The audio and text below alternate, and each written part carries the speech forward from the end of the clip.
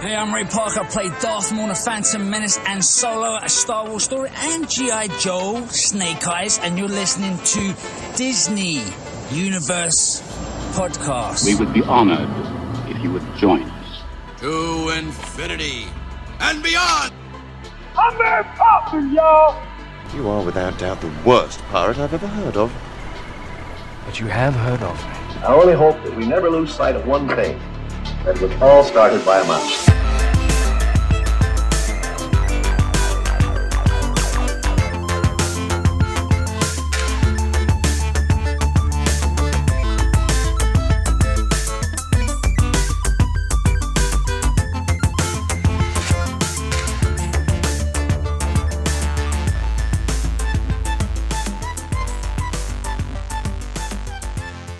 Hey, what's up, everybody? Welcome to episode 157 of the Disney Universe Podcast, your podcast for everything Disney adult related.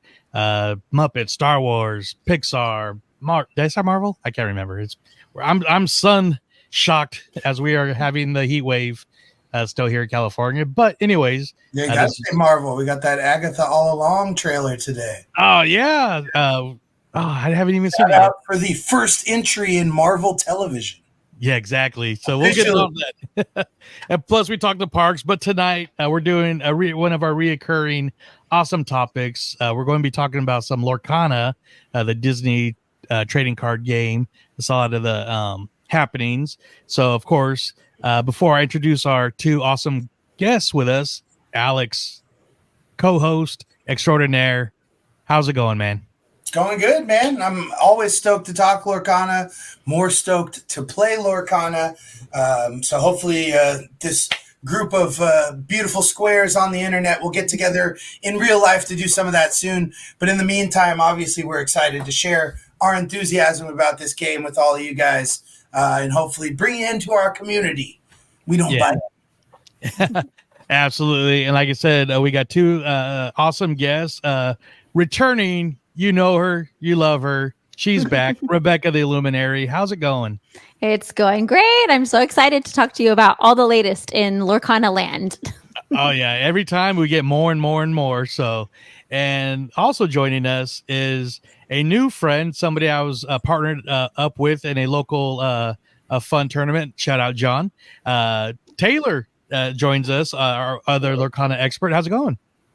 Doing good, thank you. How are you guys? Oh, we're doing great. And awesome. Yeah, once we met and played, and once again, thanks for playing with me. I had to lower the stakes on the tournament. You're all good. Fun. But you mentioned before we were playing that you were joining the first tournament that they're doing. So I'm like, well, we got to get you on the podcast, and then of course, Rebekah winds up commentating the damn thing. So like, well, we got to get you on too. So let's just do the big show. So we're going to be talking about your guys' experiences with the global tournaments that have been going on recently, and a bunch of sets that are coming out. But before we get to all that fun stuff, we got to do our regular mousekeeping. So, of course, if you're new to the show and you're listening on the podcast, be sure to give a like and a rating. If you're listening to us at Walt's Apartment, you can find us on everywhere. Podcasts are played, Apple, Stitcher, Spotify, all that good stuff. Plus, this show especially is going to be awesome on YouTube because we got some visuals. So if you don't yet subscribe, head over to YouTube, go to the Disney DU TV. Sorry, I'm looking at it right here, and I can't even read it. But hit that subscribe, bell, thumb, all that YouTube lingo, and let us know what you guys think of this content. We got a lot more content, not just Lorcana theme, but just parks, D23, out and about, all that good stuff. So check it out on YouTube. But we could not do the show on YouTube or the podcast without shouting out some very special friends and people. Alex, who are those special people? Well, for the purposes of today, we're going to call them our DU Illumineers. They bring so much cheer to us powering the Disney universe. We love to affectionately call them our DU crew. And if you want to join the crew, head over to patreon.com/DU crew to find all the details on how you can join the Illumineers such as Florida Jen, Superfan Jen, Alfredo, Sasquatch, Tyler, John, Sean, and Wedge Antilles. Pew, pew, pew, pew, pew. Flying through the DU over at patreon.com/DU crew. 2 tiers to join. And I believe we're talking about getting an exclusive monthly episode going for the DU crew, as well as the other perks that are already there. So head on over patreon.com/DU crew to find out all about the fun that is in store for you Disney Universe Illumineers. Awesome. And I just decided right now, all our DU crew members will be getting a pack of Lorcana cards. Hey. I'm putting that out right now. Love it. So soon. And even if you don't play, you'll love to collect it, and maybe it'll get you out there to play some card games here. So yeah, we'll mention Gateway. I know we mentioned on our last episode, but the gateway to the gateway is coming. So we'll get to talk a little bit more about that later on. Yeah, absolutely. But man, I want to get right into this because I haven't been able to play as much as I want to, but I just, following Rebekah's videos and doing these local tournaments and stuff. I still love this stuff, and I can't wait. Every time something gets announced or shown, I get more and more excited. But before we get to hear about your guys' experience, I just want Taylor to kind of introduce himself and kind of tell us, you got a long history in trading card games. So what drew you to Lorcana and some of the Disney stuff? Sure thing. My background comes from playing Pokemon, Yu-Gi-Oh, and then Hearthstone from Blizzard and such. And then I've just been a pretty big Disney fan growing up since I was a kid. I loved all the Disney movies and just moving forward, still continuing on loving Disney. So when I heard they were creating their own card game, I was really interested in it, and me and some friends were at Gen Con, and we were trying to get the booster packs and everything so we could start playing. Fortunately, we didn't get any, but we did get a starter deck so we could at least play amongst each other, and we kind of just stuck with it ever since. It's really fun to play. I didn't know that you were at Gen Con, Taylor. That's cool. Nice. Thank you. That was kind of when Lorcana blew up the scene, was at Gen Con. And if I don't know, Joey and Alex, if you've seen the videos, it's in Indianapolis. No, where's it? Yes. Indianapolis, Indiana. Huge gaming convention that happens every year. And so it was last year in 2023 and in July, I think, that that was the first time people could get their hands on Lorcana cards. And there are some videos where it's mob people rushing to go get these cards, and everything is crazy. From what I saw in the video, it's imagine D23, the doors open, but everybody went to Lorcana, basically. Yeah, pretty much. I was just through the Lorcana official site in the app. Their newest news item is about Gen Con this year, and one of the giveaways is actually a Mickey Brave Little Taylor 1-year anniversary pin, which I'm sure will be sought after, as all limited edition promos for Lorcana are at this point. Always are. Yeah. Does it look like this? Yeah, but probably more special. Fancier. Yeah. Fancy pin, probably, yeah. I would be surprised if we don't see that 1-year anniversary pin at D23. I would be shocked if it wasn't also there. Yeah. Or something. It would be 2 years for D23, right? Yeah.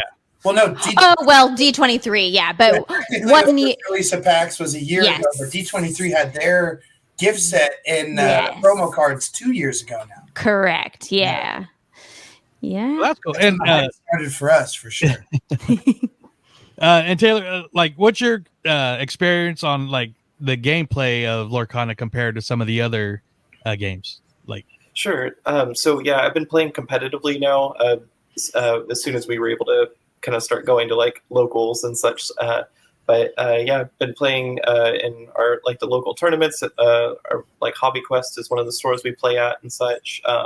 And then same for they're currently doing Ursula's Revenge, the championship set challenges right now. So participating in that.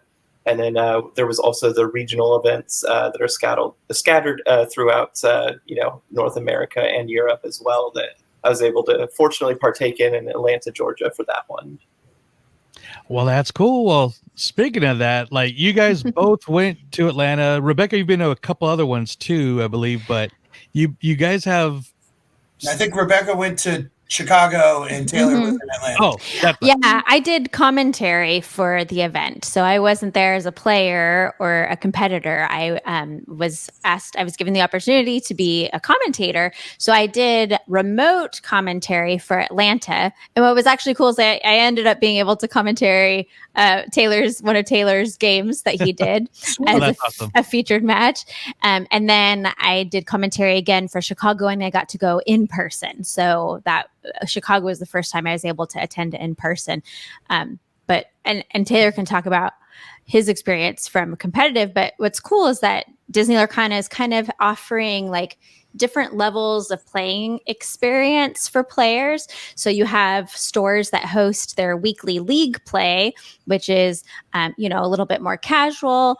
You can earn points and get promos and pins. And then there's the set championships that Taylor mentioned, which are a little bit more competitive level, but still hosted by local stores. And then above that is these Disney Lorcana challenges happening across North America and Europe. So you kind of have like these different levels of play that people can get involved in. And the Lorcana challenges so far have been really, really exciting, I think, for everyone.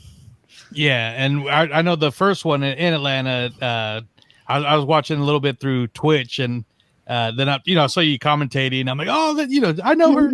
It's also, just how high of a production this was very cool. So, first of all, like, did you have to sign up or kind of like to become one, or did they come to you and like, we love your content, we think you'd be great? How did that happen? Yeah, that's kind of how it happened. I've been creating Lorcana content since the game came out, really. For the most part on Instagram. I'm also on Twitter, getting involved with the Lorcana community.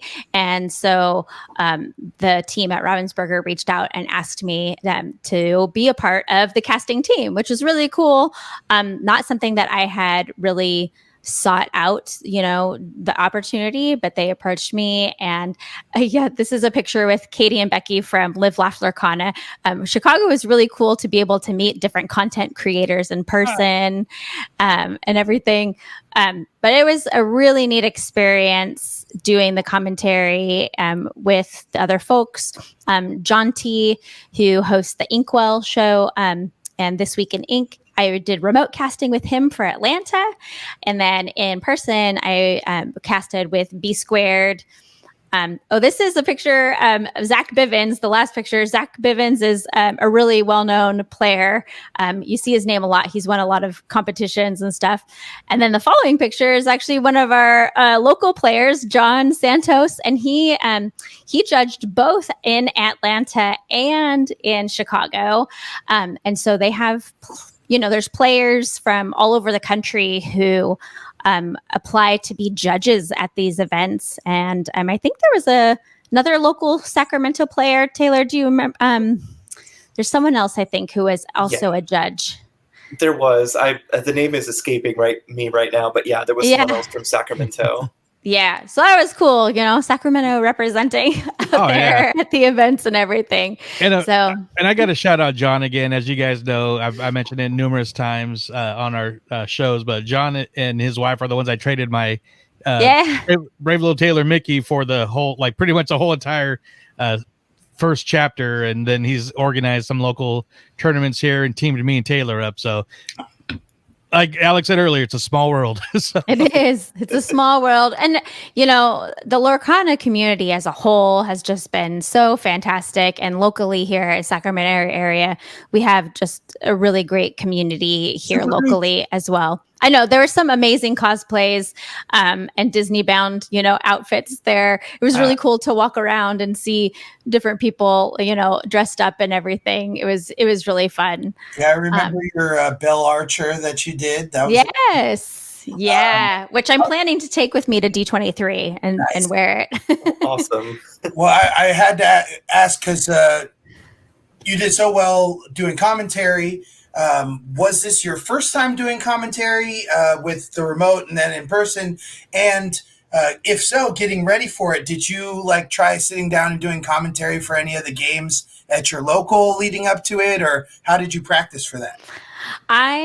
This was my first time. So Atlanta, when I did the remote commentary, was my first time doing commentary like this. So there's a couple of things I did. One was I listened to other commentary to kind of see how other folks did it. I did kind of like practice like one or two games, just like talking to myself over like a YouTube game. I had it on mute. But mostly the main thing I did was study up on the meta, like what decks are really being played a lot right now, what are the cards I'm most likely to see, what are the strategies of those decks, just so that I was really familiar with the ink pairings, the cards that would come up, and all of that. So while the stream was going on, I would kind of just know what to expect, and that was the main preparation that I did. So. And it was so much fun. I really loved it. I hope I get the opportunity to do it again.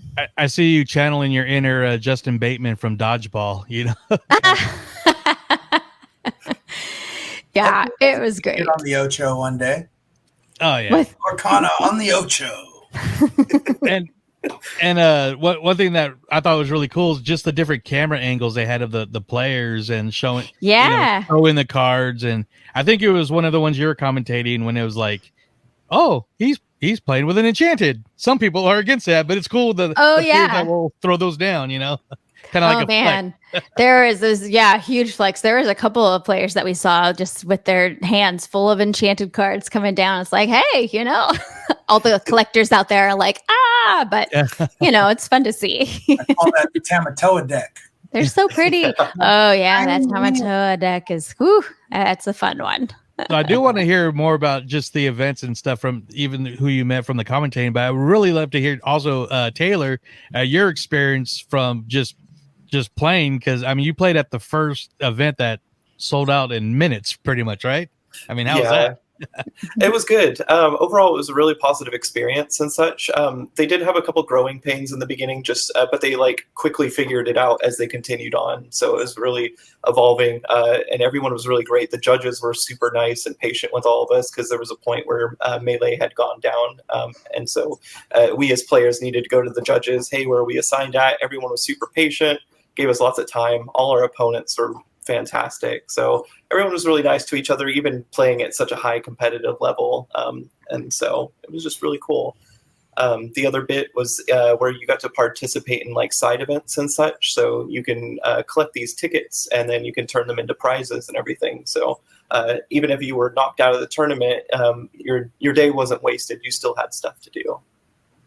Nice. And for sorry for our audio listeners, definitely check this out on YouTube. I was showing some pictures from Rebekah's experience and then Taylor's right now. So, that's one of the promos they gave out for signing up for the regional event. And nice. There were 2,000 players at Atlanta. Wow. It was huge. Yeah. And so this was what, a 2-day event, or? That's correct. Yeah, a 2-day event, Saturday and Sunday.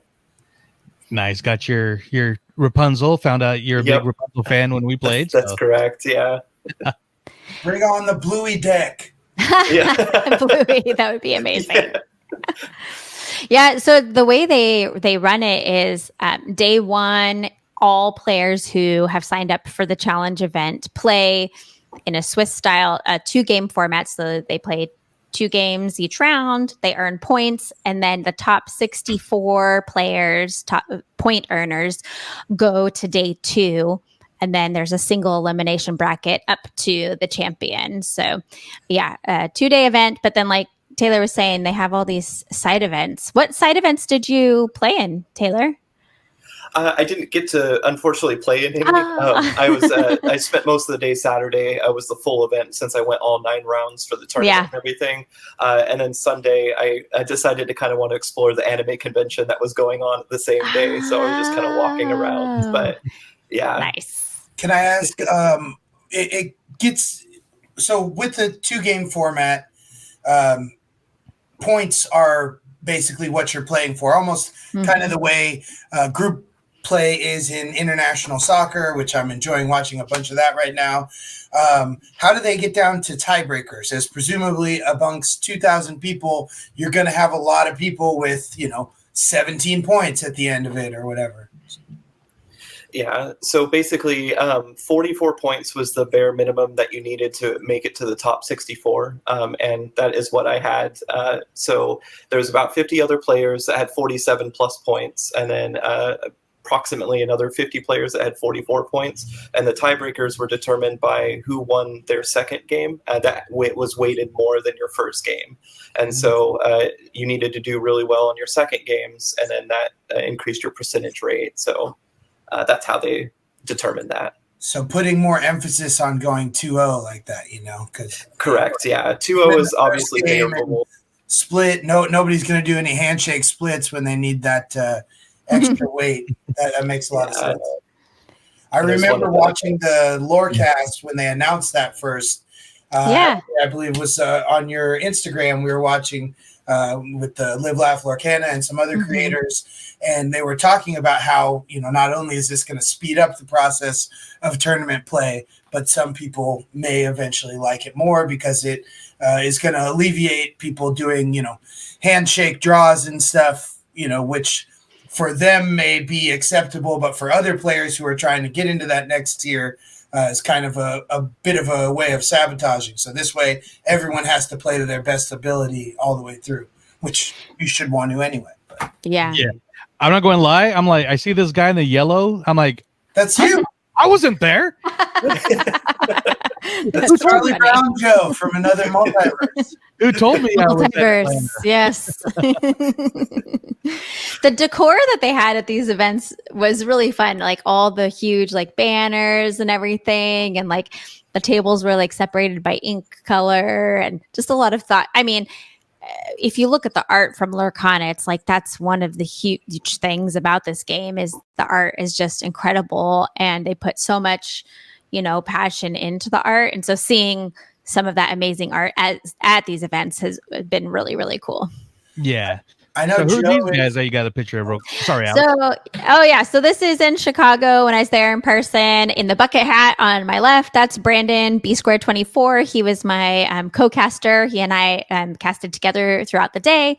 And then on my right is Tannen Grace, and he actually comes from the Magic world, and he's been doing commentary for Magic for the last 7 or 8 years, I think. So he has a lot of experience doing commentary, and so he was also part of the casting team.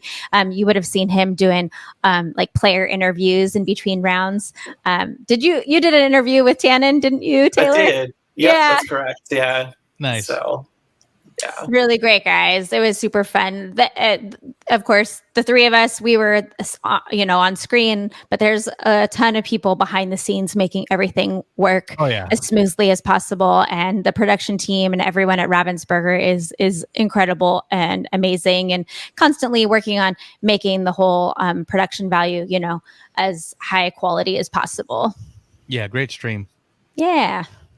I was going to say, with an event of this scale and this many players all descending upon one community at the same time, I know, those of you who've been to big conventions and cons before, there are all kinds of after parties, and you have people staying at the same hotels and things.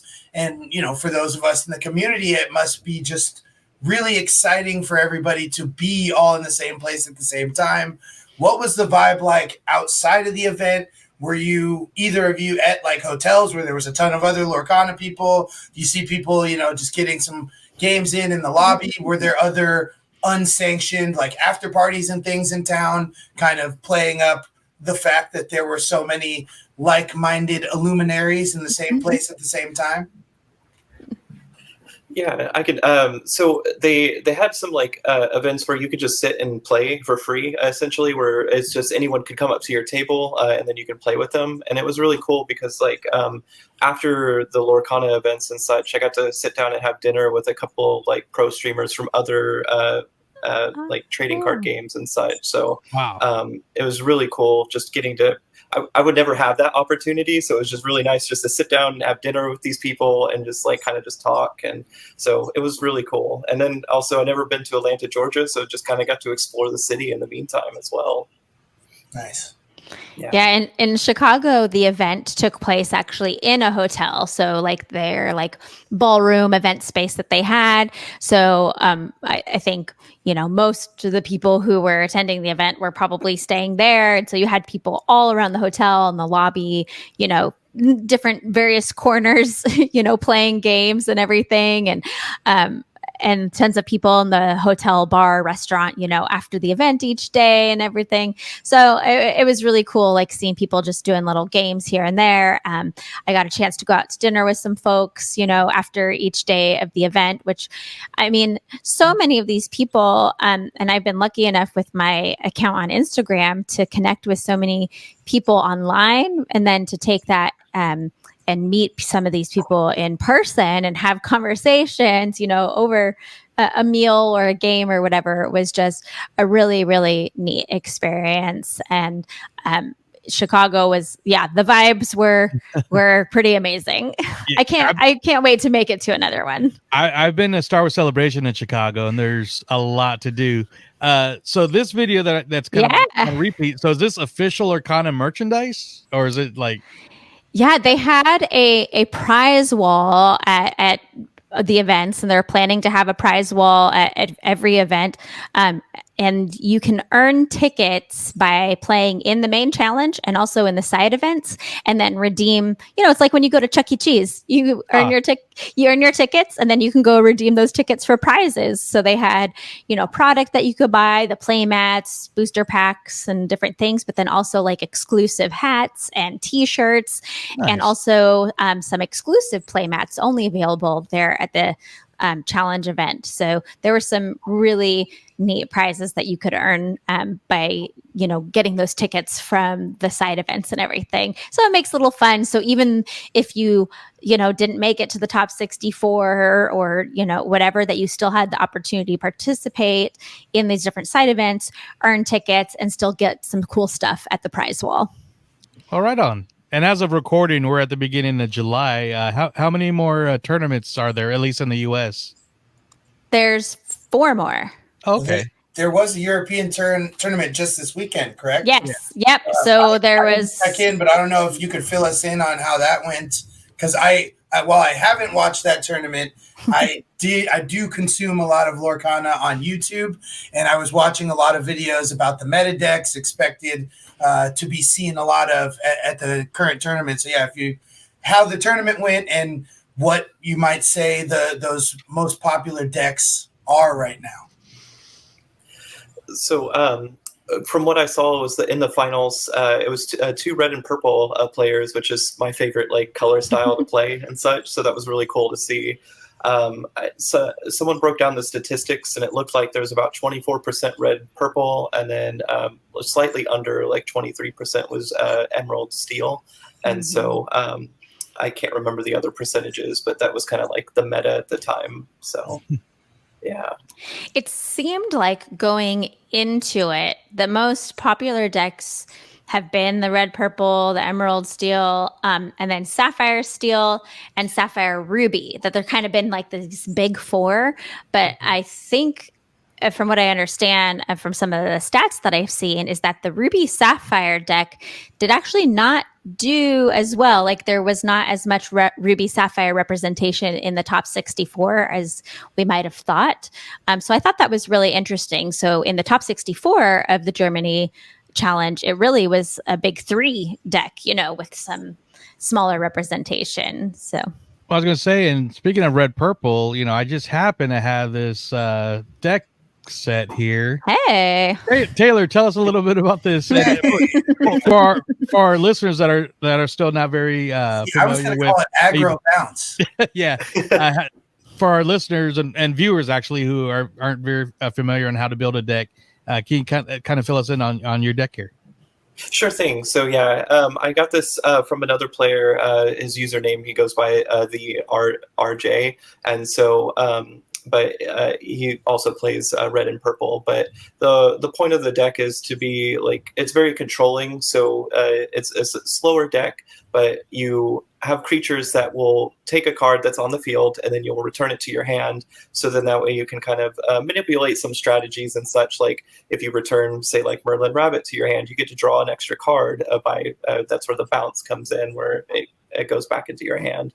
And so the whole premise of it is just kind of controlling your opponent, trying to gain the advantage, and reaching is 20. It is a slow grind, but it is for me personally, it's a very fun deck to play. I actually have a dance for the Merlin bounce. Do you really? Goes. There, yes. Nice. Yes. Wait. You got to do that again. Did you steal that from the Magic Happens parade? I mean, Merlin does that in the movie, so I mean, that's true. It's a little bit, a fairy godmother, but there's a little bit more footwork to it too. Yes. So when I'm seated, it's just the Merlin bounce. There you go. Nice. Merlin gets down in the Magic Happens parade, though. Yeah, he does.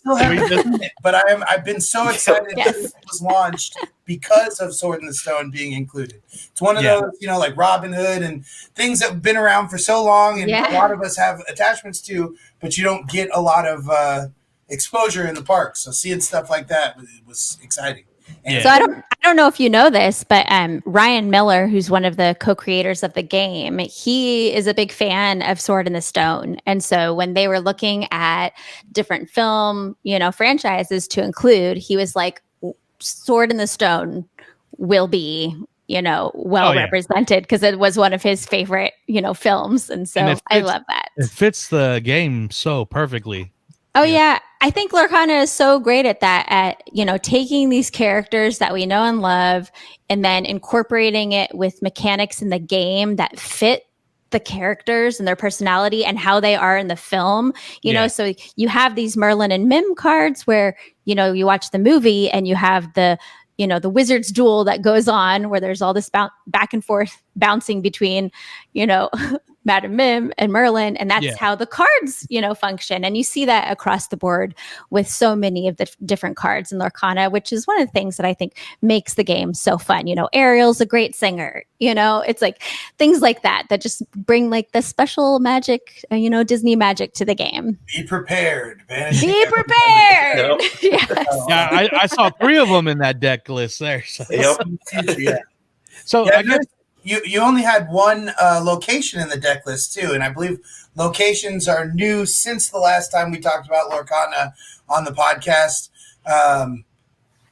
Is this for your particular deck list because of what you're trying to do with it, or is it just that locations are in general not going to be as beneficial to have? I know Rebekah spoke with us previously about the whole cost curve. And obviously, locations have different costs, but why only one, and obviously 3 but one location in your deck? So for this particular location, it's called the Queen's Castle, and its effect is when you pay 1 ink to move a character to it, you get to draw a card for each character that's on that location. So it's a fantastic place to not only gain you 2 lore per turn is what its other effect does, but the more characters you can have on that location, the more cards you're drawing, which gives you more answers to your opponent. And so either your opponent needs to quickly take care of that location, or you're going to continue to keep drawing cards, or they got to kind of try to figure it out. So it adds another element to the game. Instead of just having characters on the board, now they have to deal with a location card. Yeah, and with 7 willpower, that's something you got to think about taking care of too. I mean, unless you're doing it immediately, you could probably get 3 characters out there. That's like a 6-card draw on the cumulative. I'm a big fan of card draw. Obviously, I've played a few matches where I end up with 1 in my hand, and it definitely sucks a little bit out of the fun from there.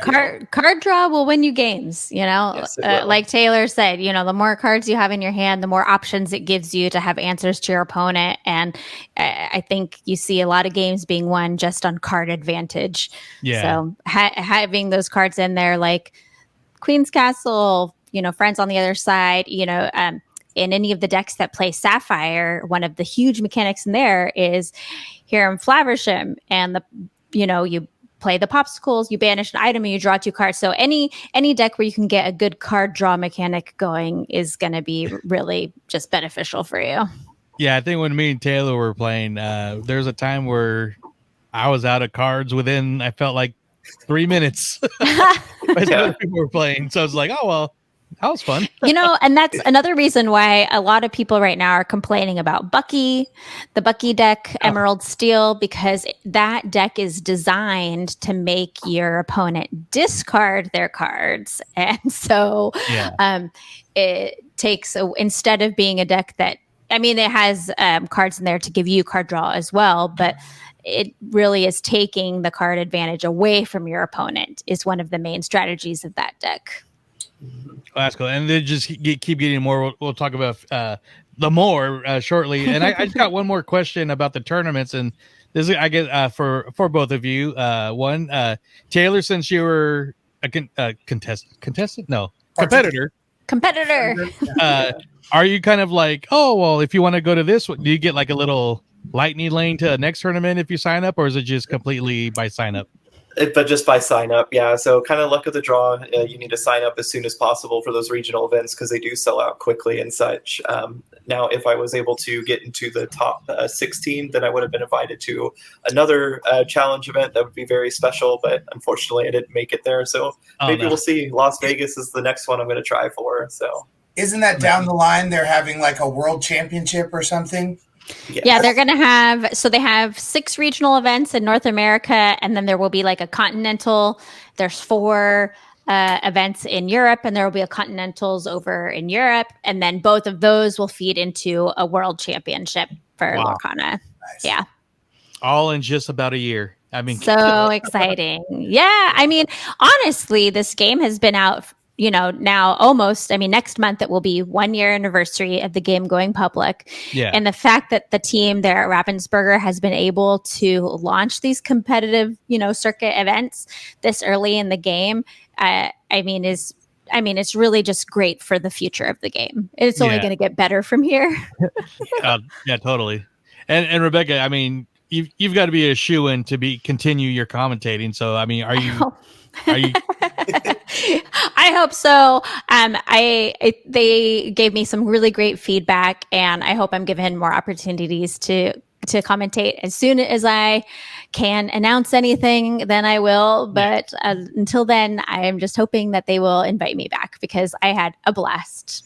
Oh, and then I guess another piggyback question to that is, well, they have you commentate, and they're like, well, would you rather commentate or would you rather play? I would rather commentate, honestly. It's so much fun, and I do love playing, but I am not, I am not that high skilled of a player where I would be contending for, top 64 or anything like that. I would be more casual play there, getting my Dragonfire promo, participating in side events to get the tickets, and the prize wall and everything, which would also be a lot of fun. But I hope that I do get to do commentating again because I really enjoyed it. Oh, right on. And I enjoy watching. I'm sure Alex does too. Oh, thank you. Definitely. Yeah, no, we're cheering from you, watching, and like Joe said, always happy to say we know her. Speaking of the side events, one of the things that I had watched, or kind of just reading through all the different things that were going on over the weekend, was team play, and I thought that was an interesting addition. And I guess in theory, it's something people could kind of been able to do from the jump. But with the sets, I think more so rolled out with the most recent one in the fact that some of the card mechanics mention your teammates. Mm-hmm. And also with the Illumineer's Quest against Ursula, that is a game that can be played as a team against Ursula. I know at the challenge side quest, the way it worked, it was 3-on-3, and each person on your team had to have different ink colors. So you would use 2 ink, you would use 2 ink, and you would use 2 ink, and no one could repeat the same ones. I really like that format, and I guess the long question I'm getting to there is, have either of you guys participated in any sort of team play like that? And what kind of trajectory do you see? Like, to me, I'm imagining, people setting up their own like Lorcana teams that they would go and play other teams with, thing like that. Is that something you've already seen through these challenges, and what is really kind of the heart of the community and the people who are so hardcore at it? Yeah.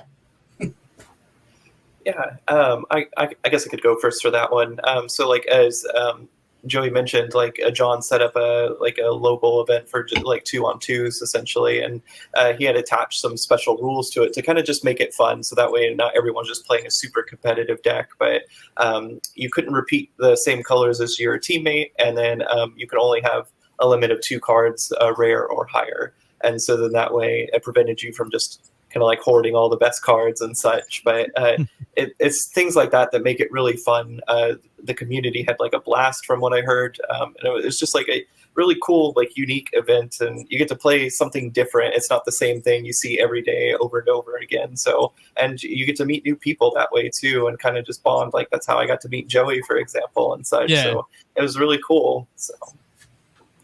Yeah, I think it's super great that they are incorporating team events like that into the side events for Disney Lorcana Challenge.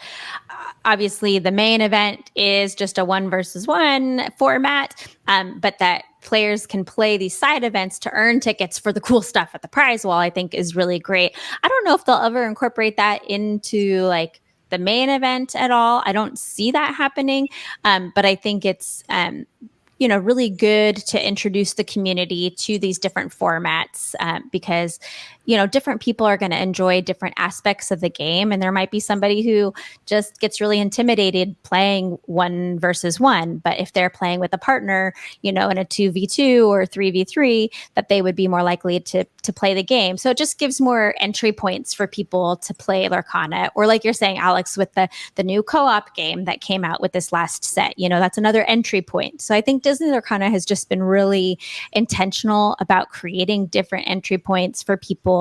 And the community is really creative, coming up with all sorts of different ways of playing.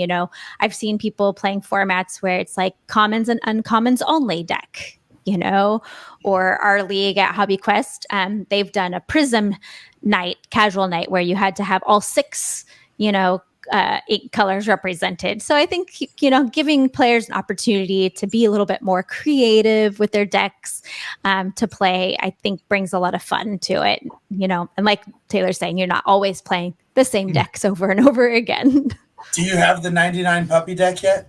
No, I did make a 101 Dalmatian deck one time though, but I did not have all 99 puppies, but there were a lot. I think I had 25 puppies in it. Well, and that's new with this set. It is because in general, you're only allowed to have 4 of each card in your deck. But with this card, you are actually allowed to have 99 of them in your deck. 99 puppies. That would be hugely beneficial, but it'd be fun to watch. It'd be fun to watch. Yeah. Your deck would be this tall. Your opponent's like, I'll bet you I know what card's coming next. Yes.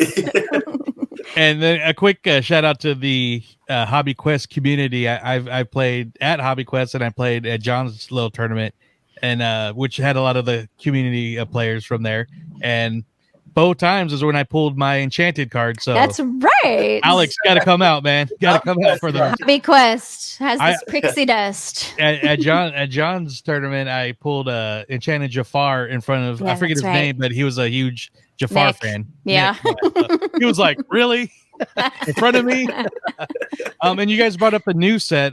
Rebekah, when we had you on, they just announced it. So we kind of went over what was new. But now that you guys have collected the cards and played the quest, I'm guessing, Taylor, Rebekah, you guys have played the quest already or not yet? Have you done it, Taylor? No, not yet. It was on a to-do list and such, but nice. You got it right there. That's so cool. It's a cool shiny box, actually. I love the art. It is. I have one sitting in the living room, just waiting to get together with a group of friends to play it. Yeah, I've played it with just my son and I. So my son plays a lot of Lorcana. So my son and I, just the two of us, have played. And then I've also played with 3 players. I played with like my mom even, and 3 generations of Lorcana. And my husband and my daughter have played with us. So it's really great for all ages. My daughter is 11, and my mom, I won't say her age, but, from daughter to, grandma to granddaughter playing the game. And it's a ton of fun. And the game comes with Ursula's deck that you're like playing against, and then 2 ready-made decks. So it's ready for 2 players, but then you can build any other decks that you want, and have up to 4 players playing the game. So it's a ton of fun. And Ursula's not as easy to beat as you would think. It's difficult. Yeah. That's good. That I've heard and seen online. Yeah. Are those ready-made decks different than the starter decks that we've already seen? Mm-hmm. Okay. Yeah, they are different. They include cards from set 1 all the way through to set 4. Wow. And then there's also a couple cards in there that have some like special alternate art that you can only get in the Lumineers Quest game. Are these Entangled Glimmers, or is that in Ursula's deck? That's in Ursula's deck. I love the art for some of those. I would love to see an Entangled Glimmer playmat. Oh, that would be cool. That would be very cool. Yeah, the art is incredible, and the Entangled Glimmers are quite scary. And you can change the difficulty too in the quest, correct? Yeah, there's 4 different levels. Easy, which is, it's not easy, but it's so easy, normal, hard, and then extreme. And so you can keep replaying the game over and over at the different levels, use different decks, different number of players. So the replayability of the game is very high, which makes it even more fun, I think. So, if you're not somebody who's not really interested in playing Lorcana like competitively, just one-on-one against another player, the co-op version is a really great way to get introduced to Lorcana, because you all are working together to beat Ursula. So I'm really excited. And also, it's called Lumineers Quest Deep Trouble. Like, Deep Trouble is like the subtitle. So we're going to have, this is my speculation, there's going to be more Lumineers Quest in the future with different villains that we're going to have to fight against. So I'm excited to see what other big bads we'll have to battle. Lumineers Quest, Friends on the Other Side. Let's go. Ooh, yes, that would be good. And I haven't really, we don't pay attention to, we try to stay away from spoilers and stuff. So it was announced that there's a special end card, possibly. Prize card, yes. Yes. And is it worth the... If you're somebody who loves the story of Lorcana and have been following like the lore of the world of Lorcana and the story of Ursula and everything, the card that you're supposed to wait and open the card that comes in the game, wait until you beat Ursula, and it is cool, and it does kind of like wrap up the story a little bit. So it is a fun card. Have you seen it, Taylor? Do you know what it is? I haven't actually. Yeah. Okay. I'll have to look it up. People in the community have been big about, don't spoil this. Don't go out and just post it everywhere. I have yet to see it, but I have one sitting in the living room. So I'm looking forward to starting to try my attempts at Ursula's Quest. Now, you were just talking about the lore of Lorcana, and Joe mentioned a video he's got set for the next set coming out called Shimmering Skies. First off, I haven't seen this video. I don't know if it's a big deal, but is this going to be a spoiler for the end of that Ursula's Quest? Nah. Okay, cool. This is what Rebekah's talking about. There are videos that have been since the beginning telling the story of Lorcana. There's even, I'll make sure we get a link in the show notes here of the entire story so far, so you can kind of watch the whole in the Great Illuminary, watch the whole story take place. Yeah, and so like Ursula's return is the end of the first story, so the Shimmering Skies is the beginning of the next one. While I pull it up, do you guys want to share your favorite Ursula's return cards since collection? And I'll pull this up real shortly. see. I do like. So the card is called Diablo.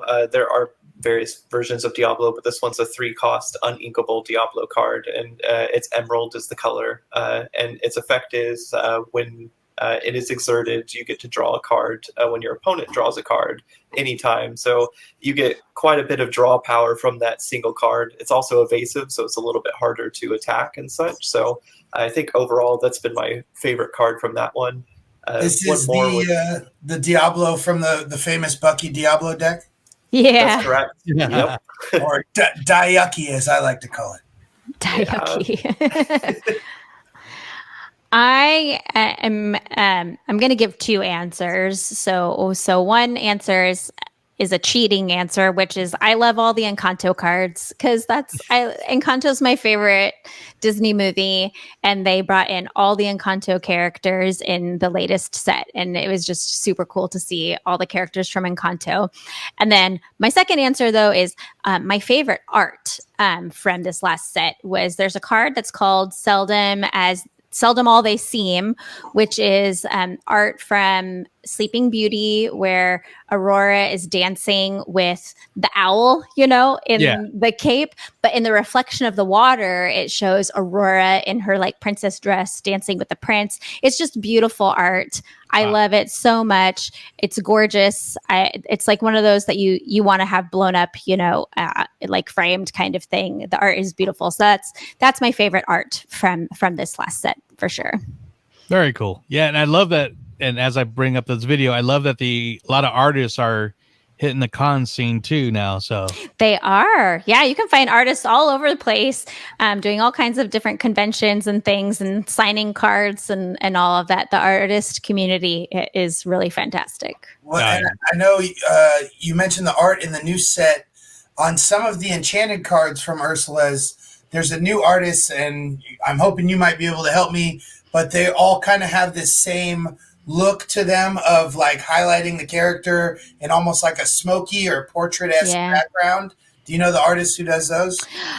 So there was one artist that did like 2 or 3 of them, and I want to say it was Knock for Turn is their like handle that they go by. They look a lot different than what we had seen in the set so far. Yeah. So it's NOC, the number 4, URNE, Knock for Yearn. And they did 5 cards, 5 of the enchanted cards. And there's how many? Not 12. There's 18. There's 18 enchanted cards. And this one artist did 5 of them. Wow. And they're gorgeous. They're gorgeous. Those are the ones I'm looking for. I mean, I'm looking for any of them, but. Yeah. I'll go to the Hobby Quest and you'll pull in Enchanted if you got my luck. Here's the teaser trailer for the Shimmering Skies coming August 4th? August 9th. The day after my birthday. There you go. 23. Fruity. Fun music. Yeah. Prince Naveen.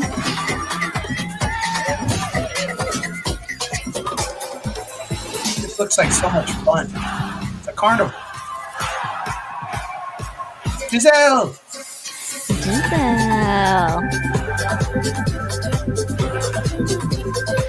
That's Martin, an Illuminaire. Vanellope. I'm so excited about Wreck-It Ralph. Yeah, me too. Yes. Hey, new Merlin. Like steampunk Merlin. Is that Greenborn or is that a new outfit we got? It's a new Merlin. Okay. There's another couple of Illuminaires, right? Basil. Great Mouse Detective. Krunk.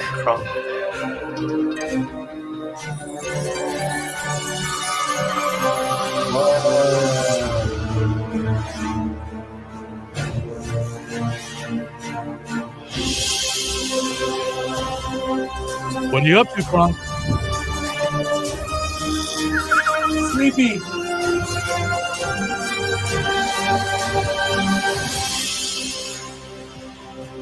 Back to the party.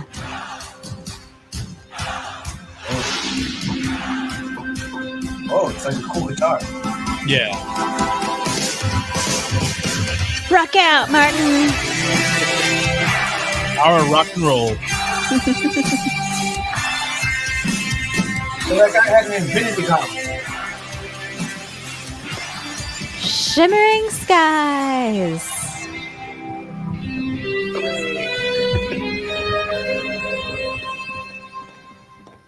All right, guys. So what do we know of Shimmering Skies right now? So like you said, it's coming out in August on the 9th, which is actually, first day of D23. So I'm sure we will see some product at D23. But it does, like you were saying, it kind of kicks off a new, little story here. We kind of wrapped up the last one with Ursula being the big bad, and this is kind of kicking off a new little trail of the Lorcana story. Lots of fun happening, carnival atmosphere, and we have seen some of the new cards, released or revealed, and the art kind of continues that like celebratory, theme through a lot of the art even too, which is really cool. Yeah, a couple of the cards that they had announced, a couple that I was like looking forward to is there's a card called Tug of War. It's a 5-cost inkable steel card, and it has a choose one ability. So it says deal 1 damage to each opposing character without evasive, or you can do 3 damage to each opposing character with evasive. So that's a really unique card because evasive is kind of prevalent right now and such. So it opens up more opportunities to kind of change the meta, the cards that we're seeing, and open up new deck, maybe even color combinations as well. And then a second card that I also found really cool was Remember Who You Are, which is from Lion King, and it's a 4-cost uninkable emerald. If a chosen opponent has more cards in their hand than you get to draw cards until you have the same number. So then that kind of helps kind of defeat the discard deck. It's like, okay, well, you have 8 cards in your hand. I'm going to get 8 cards now. So it's really cool. And that's, there it is. And the art is so neat on this one. It's beautiful. I think they made it look like that's going to be on a playmat in one of the promo shots too. Had they showed what the playmats are for the set? They did show the playmats. They are going to be, where are they? Is it on this? No. Down a little maybe. It's on the website, I think. Oh, maybe not. They showed it in the Lorecast, in the last Lorecast that they did. They showed the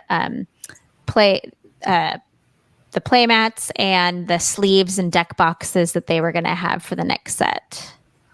But it's all art from previous sets. Like, I don't know about the playmats, but card sleeves, they're going to have Aladdin from set 1 is going to be some of the art used on the sleeves and deck boxes, and then the Tiana from, I think that was set 2, Rise of the Floodborn.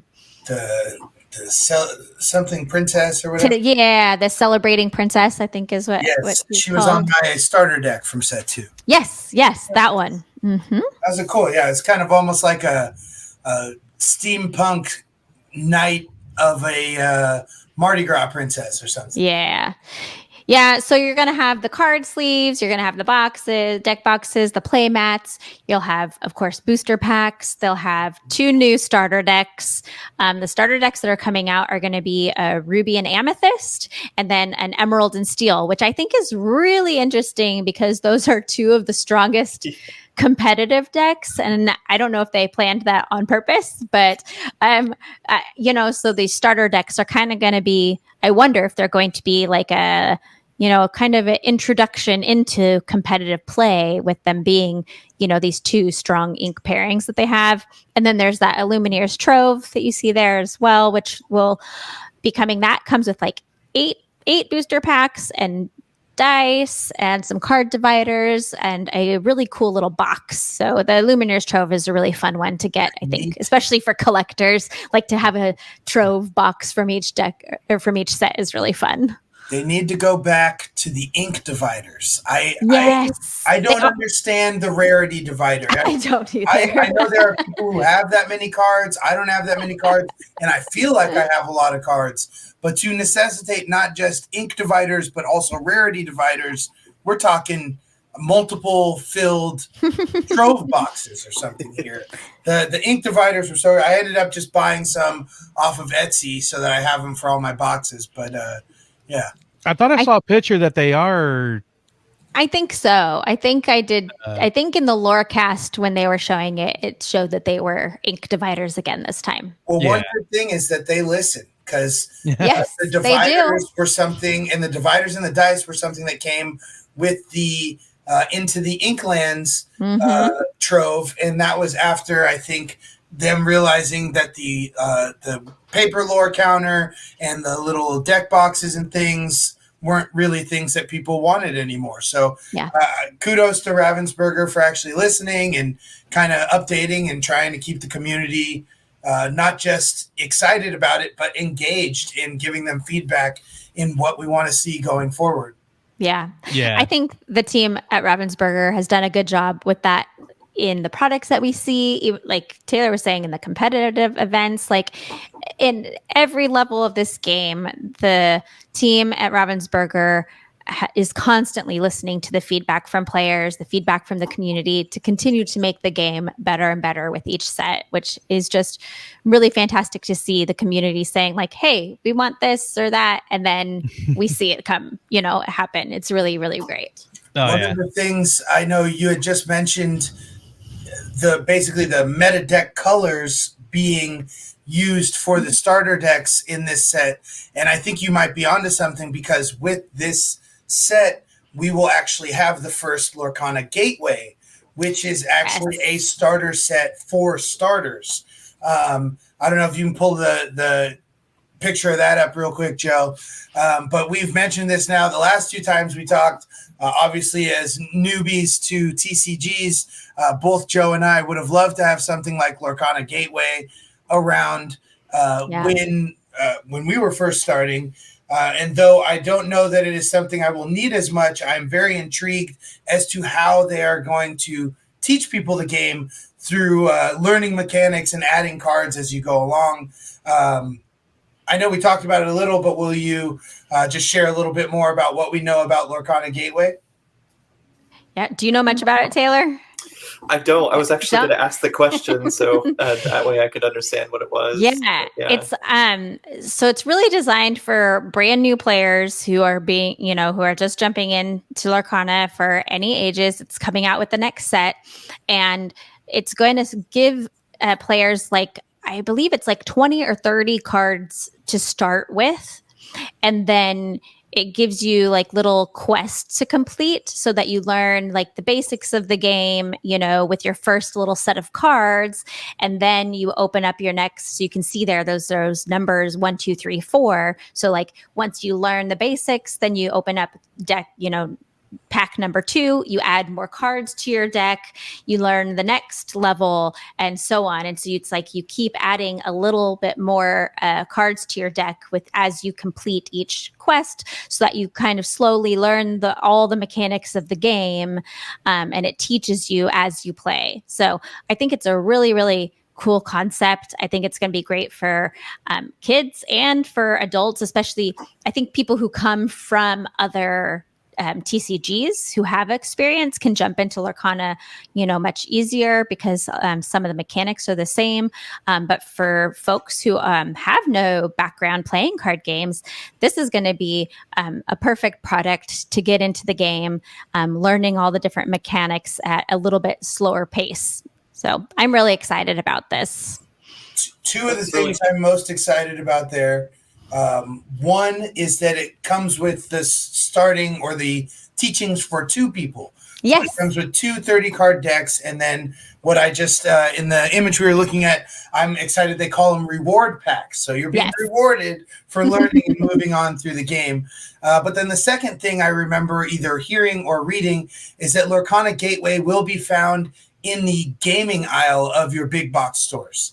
So obviously for your local game stores, this doesn't really change anything, but this is going to be huge for bringing new people into the game. As somebody who was new to the game, I initially thought I would find this in the gaming aisle of the big box store, and come to realize it's this whole other world of knowing what day the product is put out, and potentially camping out with a chair or bribing someone at Target to tell you what time to show up, because people will buy everything there. There's resellers.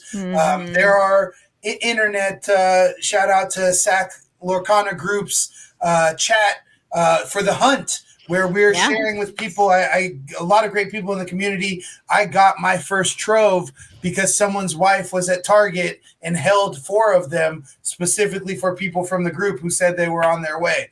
I think I ended up getting my Disney 100 gift set at a GameStop because someone had just said that they had some there. So, I mean, shout out to the community for sharing with the community on where stuff is. Obviously, I'm waving my finger and shame on you to the resellers and the people who are making it hard for us to get product. But big ups to Ravensburger for putting this new product in a place where it's going to see new eyes and bring new people into the game. I think that's really cool and smart of them.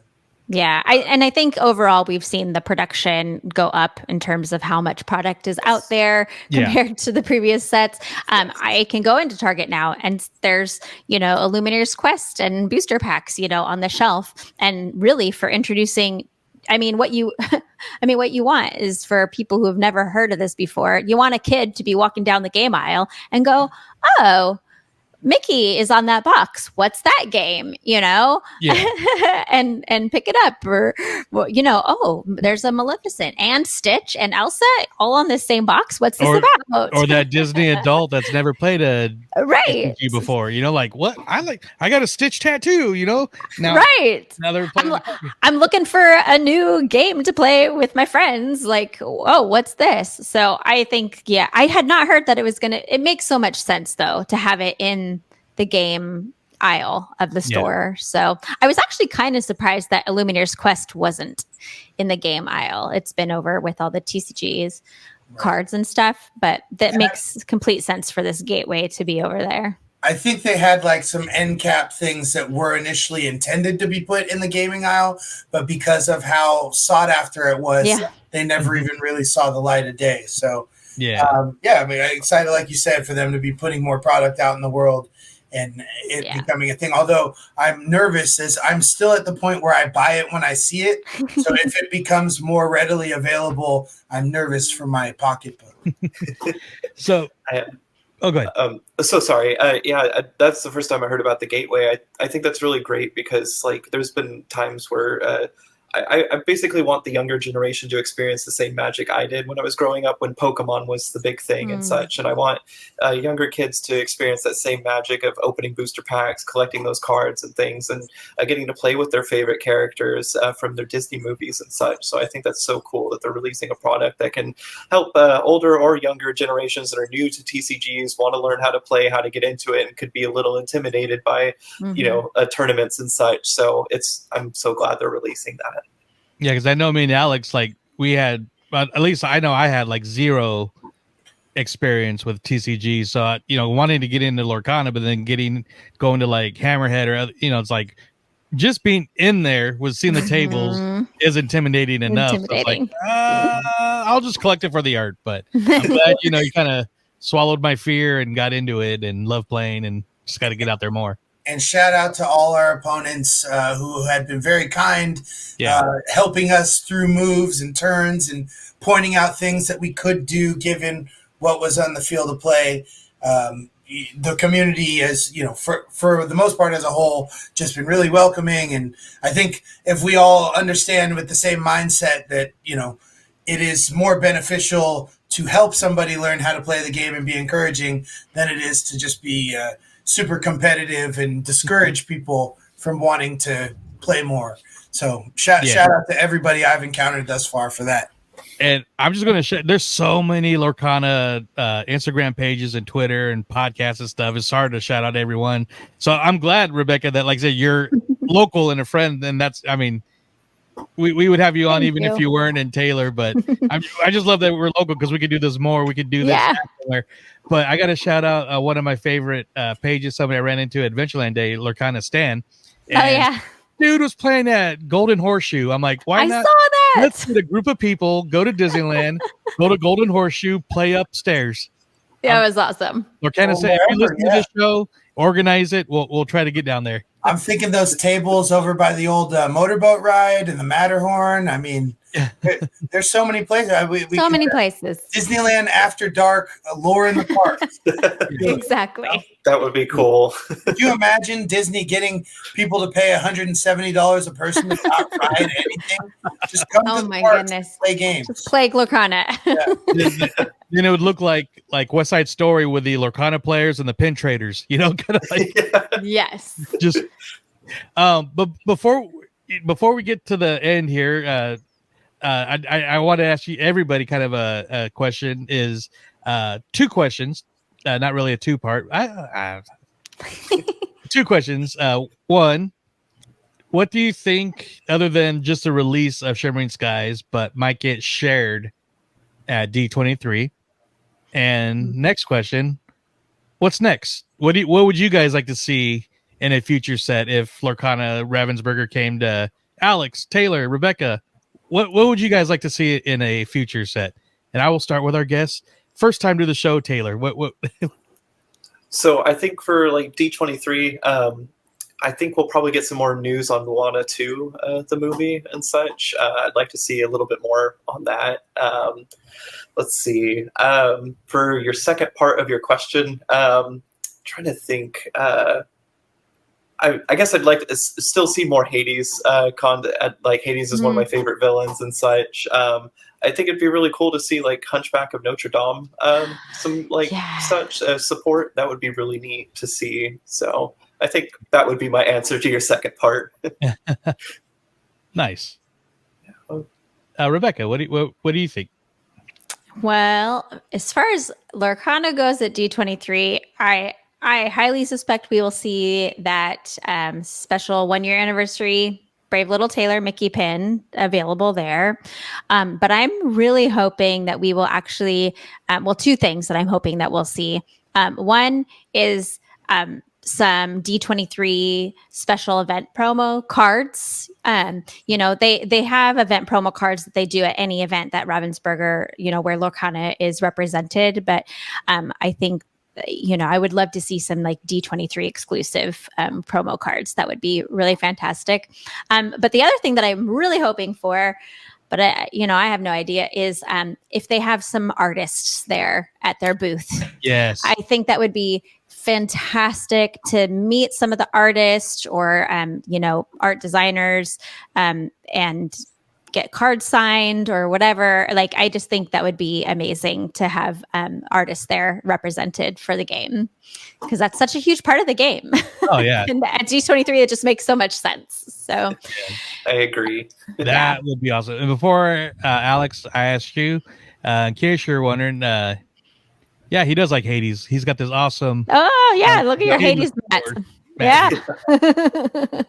Which I think I'm going to order. I was looking at the company because you sent me their page. If you want to shout them out, because I forget right now. It's Zen Dragon Designs who makes it. Yeah, there we go. I'm trying to decide between the Treasure Planet mat or the Sword in the Stone mat, because I love them both. Mm-hmm. But Alex, what would you like or expect from a D23? D23, Lorcana specifically. I think there's going to be some sort of exclusive, promo or whatever. I'd love to see a panel. I mean, D23 panel would be great. For panels. Yeah, we can get artists, players. Given the time frame of about 75 seconds is which they usually wait in between releasing a set and announcing the next one. I think it would make sense that sometime Saturday we could expect to see a panel talking about what set 6 looks like. And then if Ravensburger came to me and asked what I would want, I'm sure it's something that's already on their to-do list. But Pixar. I want Pixar in there.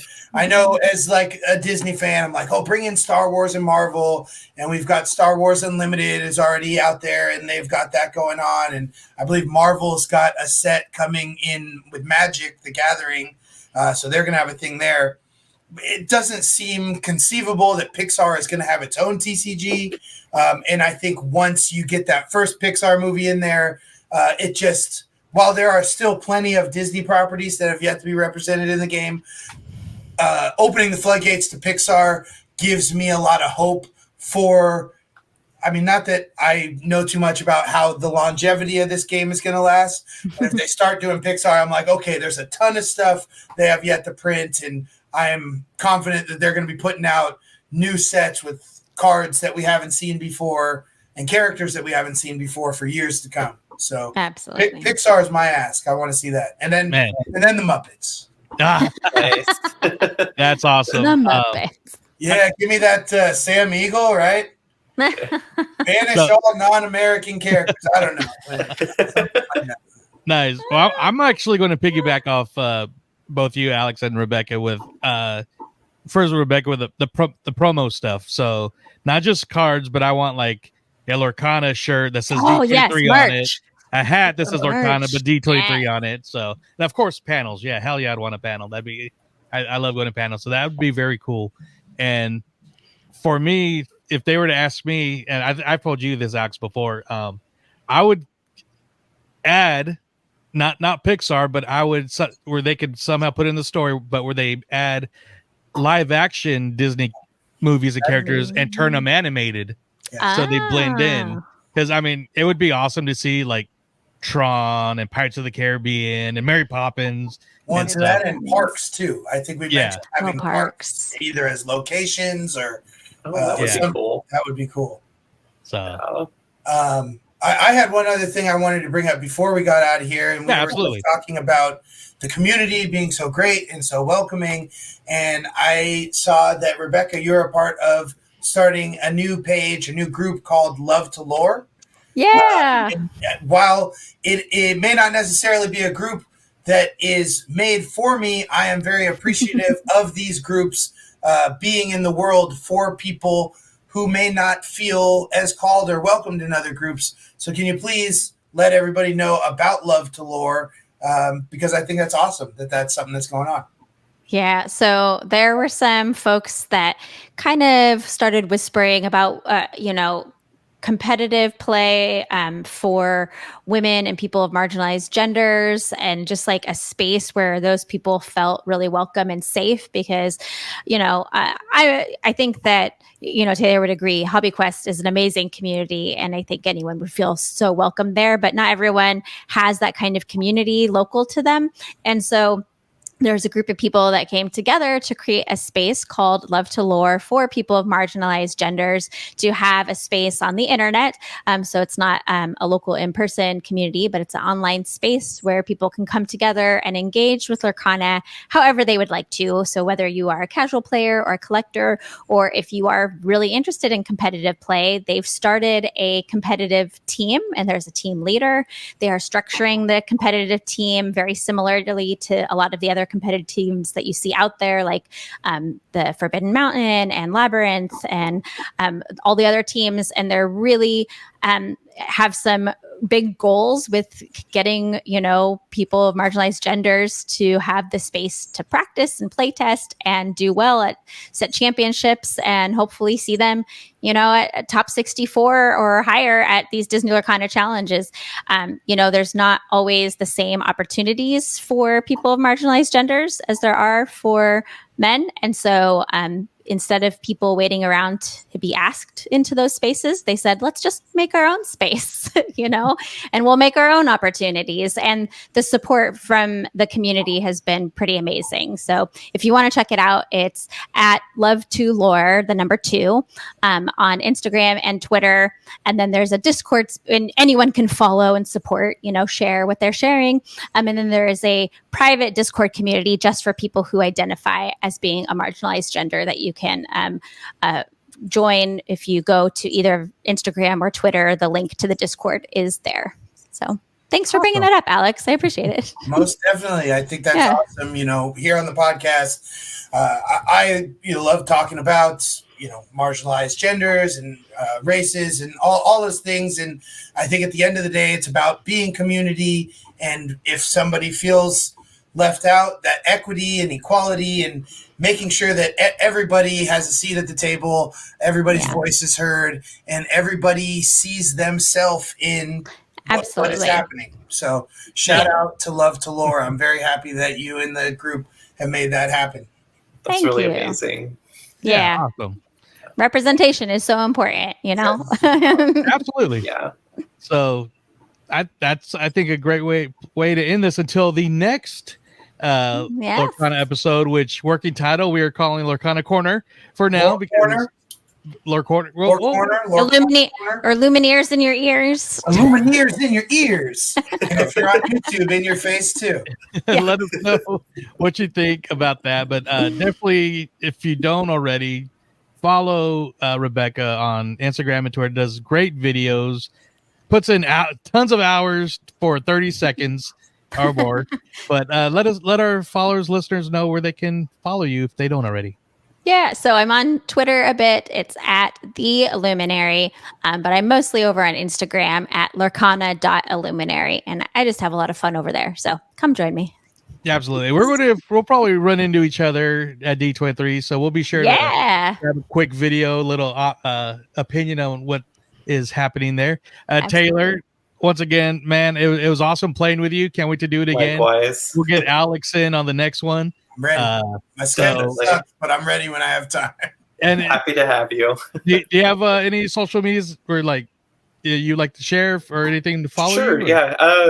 Not very active, but Twitter is the same thing at Kenshin Ryu. That would be a way to follow me if you'd like. So awesome, and hopefully you could get into another one of those tournaments. That was awesome that both of you guys were able to do that, representing Sacramento, California. Yeah. And I can't wait for we all can play again. So absolutely. So thank you guys for watching and listening. And before we go, next show, we'll be doing we're going to take a little extra week. That way we can watch and you all can watch Deadpool and Wolverine.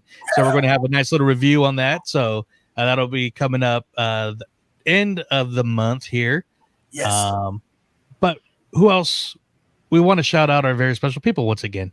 Alex? Of course. The DU Illumineers, or I believe I should call them the DUmineers of the Disney Universe, also known as our DU crew. We couldn't do the show without you. So big ups to Florida Jen, Superfan Jen, Tyler, Sasquatch, Big Papa Disney Sean, Alfredo, Wedge Antilles, and John. You guys are the best. Thank you so much for being part of the DU crew. And if you want to join the DU crew and be a DU-mineer, and like Joe said, receive a pack of Lorcana cards, make sure you head over to patreon.com/DU crew to find out about those 2 amazing tiers you can join to help support us so we can give cool stuff to you.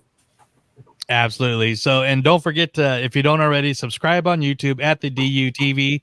And if you want to listen to all our up-to-date podcasts, be sure to follow us and subscribe to Walt's Apartment podcast feed. Or if you want to listen to some old shows, which are still fun, Disney Universe podcasts on everywhere you listen to your favorite podcast. So, thank you again to our guests, and can't wait to do this again and in person.